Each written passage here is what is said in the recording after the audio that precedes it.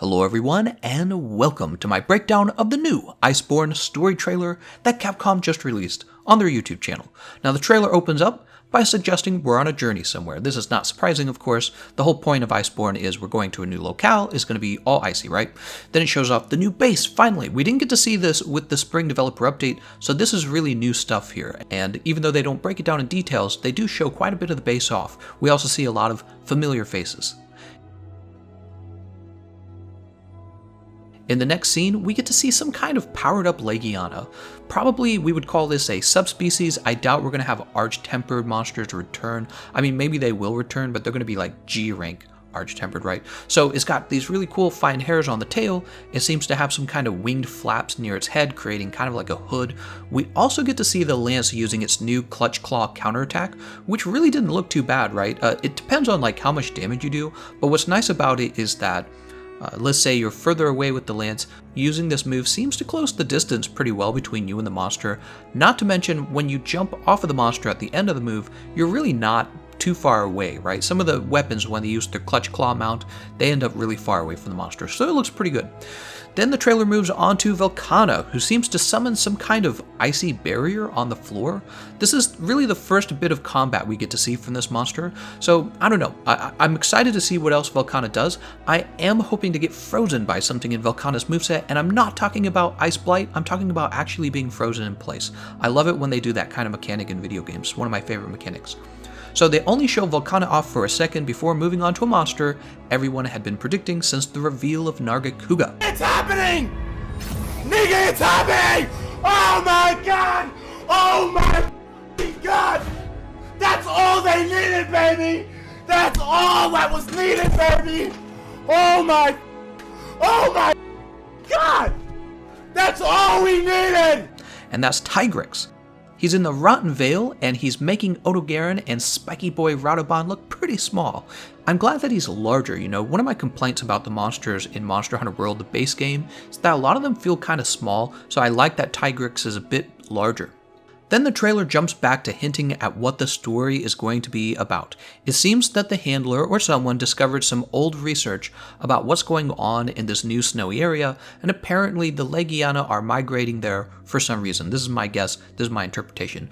They mention a song again, and I'm still wondering if fighting Velkhana will include some kind of musical attack, because I'm guessing Velkhana's the one actually making the song, right? And then the Legiana are probably migrating toward Velkhana. That's my interpretation. You can have your own interpretation.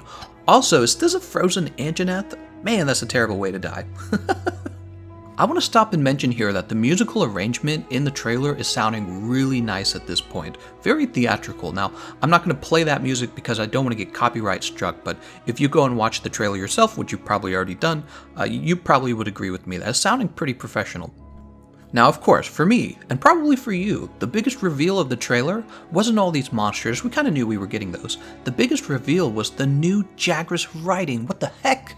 Once again, Capcom shows off that it does have an intricate understanding of what could really improve the game. One of the things on my wish list was some kind of way to travel in style.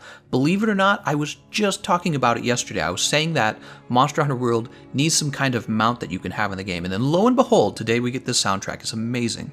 So for example, in Destiny, you can ride a sparrow, right? And many other games have vehicles or mounts for characters to enjoy, like many games that are set in kind of an RPG, medieval setting. You could have like a horse. You've got Halo gives you a warthog. There's all kinds of options. So I was just thinking to myself, Monster Hunter would be so strongly improved if they had customizable mounts that were actually kind of fun but didn't really change too much of any of the other mechanics in the game. Like, it should be mostly cosmetic, but fun cosmetic. That's my opinion. Getting near the end of the trailer, some bigger details about the story drop because Capcom decides to add some actual serious dialogue about what the story is going to be. Apparently, we aren't the first ones to explore this area, but the previous expedition, I suppose, failed, and now it's our turn to try and succeed. It's worth noting the handler is having this conversation with you in the Elder's Recess, while holding one of those funky looking crystals, right?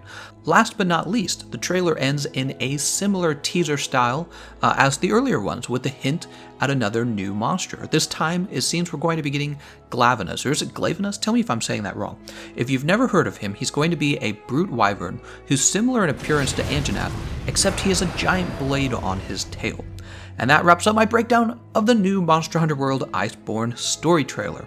If you're looking for full coverage of the Road to Iceborne in September, be sure to keep an eye out on my channel, since I'll be doing that, as well as playing a fresh new game of Monster Hunter World on my new PlayStation 4 to get a new character ready for the Iceborne DLC on that console. We'll also be getting an Iceborne demo at E3, so I'll likely be reacting to that live on my channel.